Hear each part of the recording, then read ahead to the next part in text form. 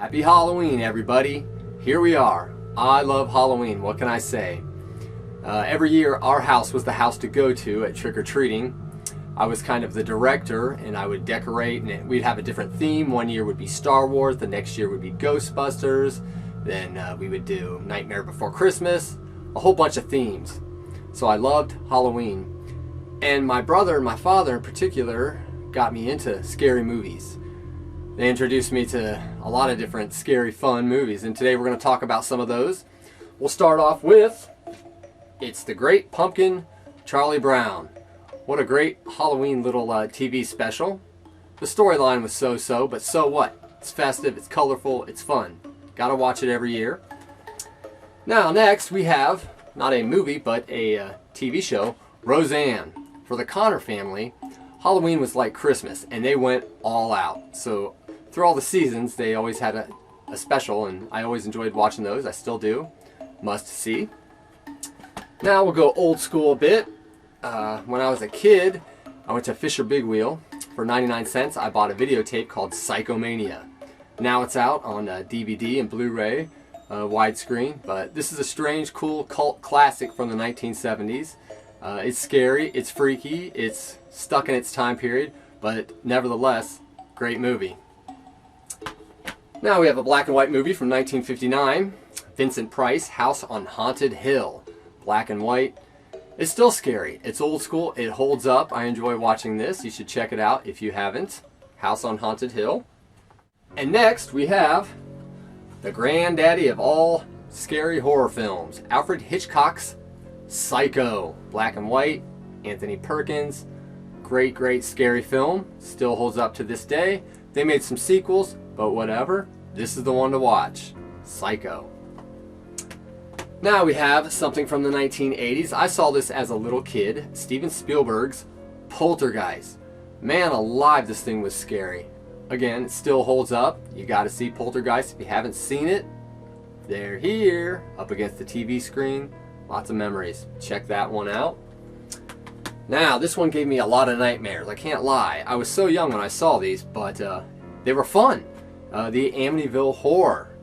Great, great scary movie. Man, did I have nightmares about this. But I've survived, and I still watch it every year.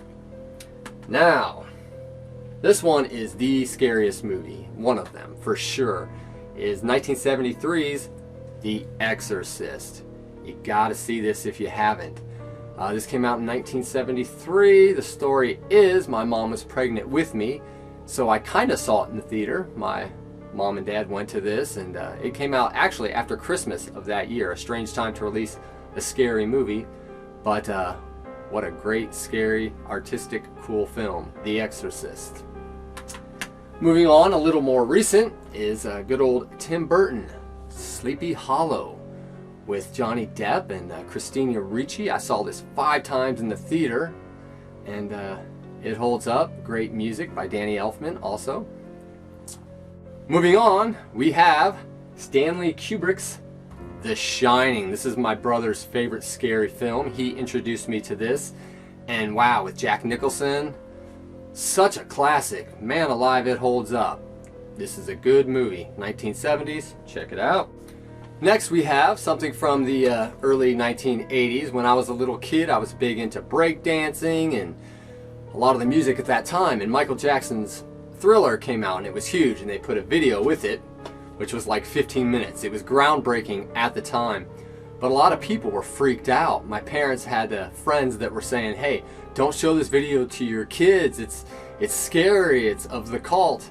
And of course, it's not, and he put a disclaimer at the front of it, but what a classic video. Michael Jackson's Thriller. Still kind of scary. Now, one of my favorite films. We're getting down to the last 2, but I saw this in the theater when it came out. I still have the original ticket right here. And the movie is Tim Burton's The Nightmare Before Christmas. Here's the original ticket. Came out in November of 1993. This movie is huge now. People are getting tattoos. You go to the stores, you see the t-shirts. When this came out, it wasn't a huge film. In fact, it really didn't do well. The toys from the movie clearance right away because the stores thought they were Christmas items. So lucky me, I was a fan, I fell in love with it right away. I bought a lot of the toys and what have you. And wow, this movie, what an artistic, great film. Danny Elfman did the music, Tim Burton masterminded the whole thing from one of his poems from Disney years ago. And it's become such a huge movie, but it's always dear to my heart. And of course, I watch this frequently, The Nightmare Before Christmas. Now, finally, what movie tops them all? What do you think? If you took a wild guess, Halloween, John Carpenter, Deborah Hill, Jamie Lee Curtis. This is the movie of all movies that I have to watch every year, and I really look forward to it. This is it right here. Of course, they made a ton of sequels, which I also enjoy. We got them all. We got part 3, which jumped away a bit from the normal storyline, but still a classic. Part 2, come on.